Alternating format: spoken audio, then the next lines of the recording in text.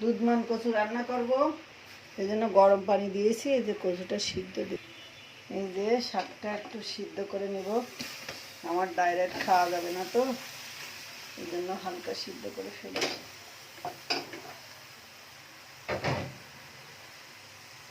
দুধমান কচু শাক।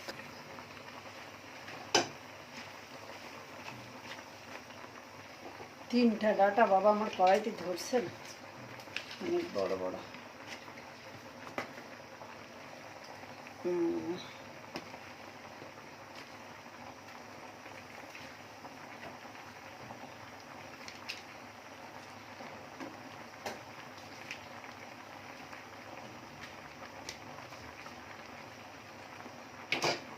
সিদ্ধ হয়ে নাকি একটু লবণ দিচ্ছি, তেলে শাকটা কমে যাবে।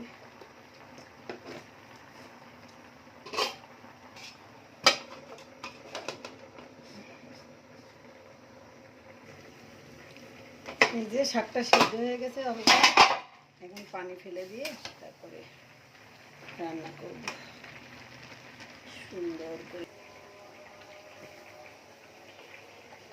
যে কড়াইতে তেল দিয়েছি, এখন রসুন দেব।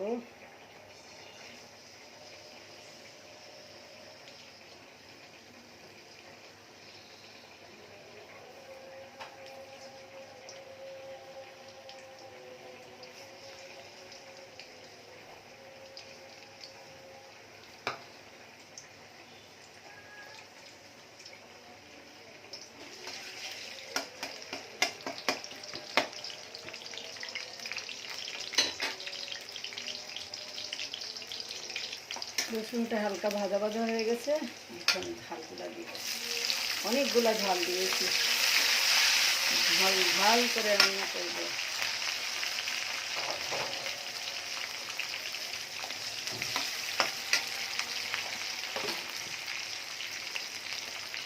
আমার মুখে কিছুই খেতে পারছি না, রুচি নেই তো, বেশি করে ঝাল দিয়েছি।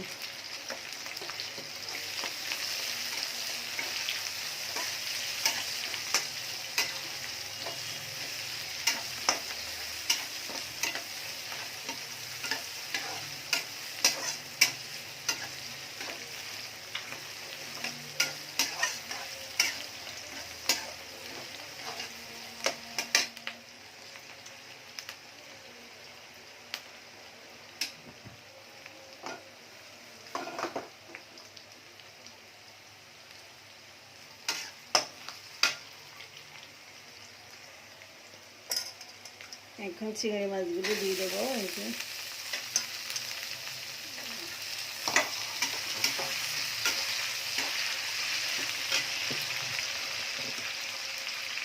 শাকে লবণ দিয়ে সিদ্ধ করেছিলাম, এই জন্য অল্প লবণ দেবো।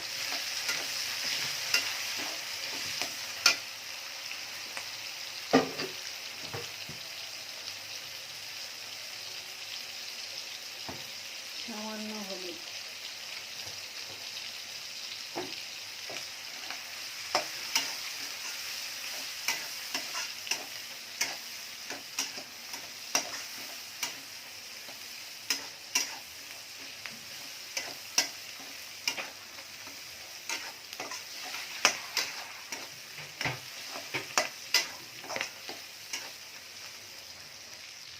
পেঁয়াজ রসুনটা ভাজা হয়ে গেছে, এখন এই যে কচু শাকটা দিয়ে দেবো। এই যে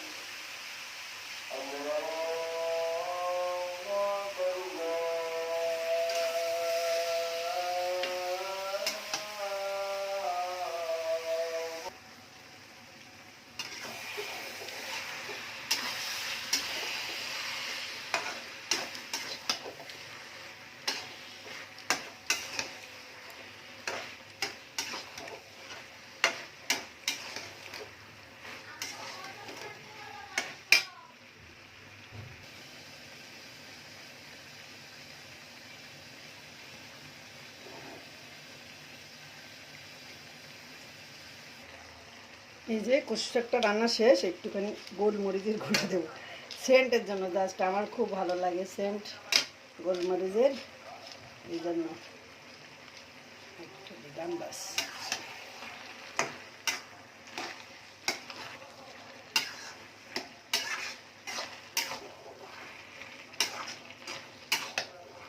রান্নাটা কমপ্লিট।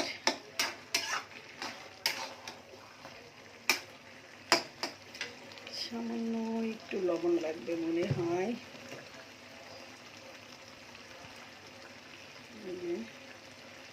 ব্যাস।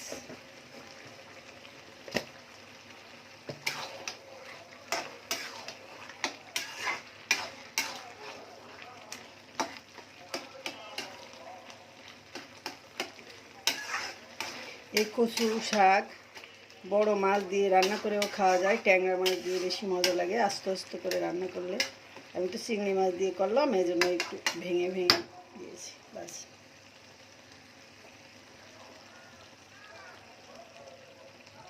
রান্নাটা কমপ্লিট।